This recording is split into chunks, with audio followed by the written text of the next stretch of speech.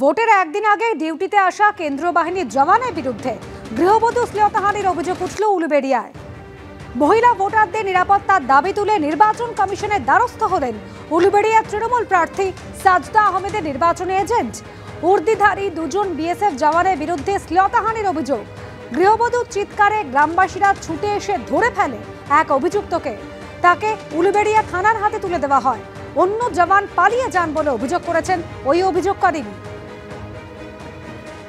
শীতলকুচির ঘটনা 2021-এ মনে আছে? ভোটের লাইনে দাঁড়িয়ে রয়েছে নিরীহ ভোটার, তাদেরকে গুলি করে মেরে ফেলা হলো।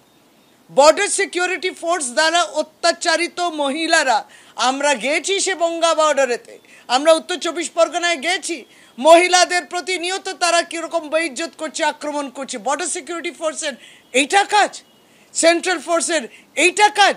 এই জন্যে কি ভারতীয় জনতা পার্টি কেন্দ্রের সরকার বাংলায় এত ব্যাটালিয়ন নামিয়েছেন, এত সেন্ট্রাল ফোর্স নামিয়েছেন, এত বিএসএফ এই জন্যে নামিয়েছেন যে বাংলায় নারীদের অপমান করবেন, বাংলা নারীদের ভয় দেখাবেন, যাতে তারা ভোটে না বেরোতে পারে?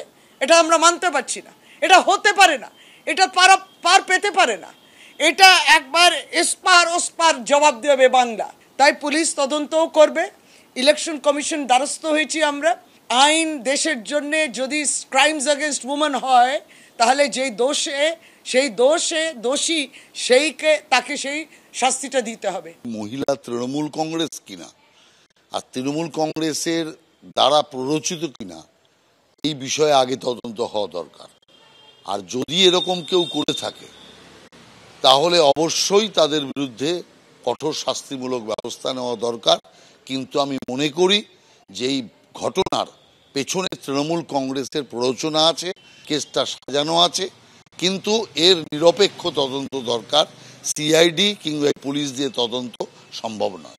যেহেতু কেন্দ্রীয় সুরক্ষা বল বিভিন্ন বুথে থাকছে, সেই কারণে ভোটের আগে কেন্দ্রীয় বাহিনীকে অর্থাৎ বিএসএফ এর যারা বুথ পাহারা দেবে তাদেরকে ভয় দেখানোর জন্য এই জাতীয় নোংরা কাজ তৃণমূল কংগ্রেস শুরু করেছে। পশ্চিমবাংলা সারা দেশের মধ্যে মহিলা নির্যাতনে 1 নম্বর। একজন মহিলা মুখ্যমন্ত্রী থাকার পর যেভাবে মহিলা নির্যাতন এখানে হয়েছে, আর কোনো ক্ষেত্রে নির্যাতনকারী সাজা হয়নি। মমতা ব্যানার্জি সমস্ত মহিলা অত্যাচারীদের পাশে দাঁড়িয়েছেন। ভোটের একদিন আগে ডিউটিতে আসা কেন্দ্রীয় বাহিনীর জওয়ানের বিরুদ্ধে গৃহবধূ শ্লীলতাহানির অভিযোগ উঠল উলুবেড়িয়ায়।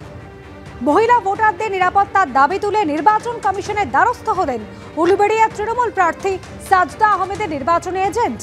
উর্দিধারী দুজন বিএসএফ জওয়ানের বিরুদ্ধে শ্লীলতাহানির অভিযোগ।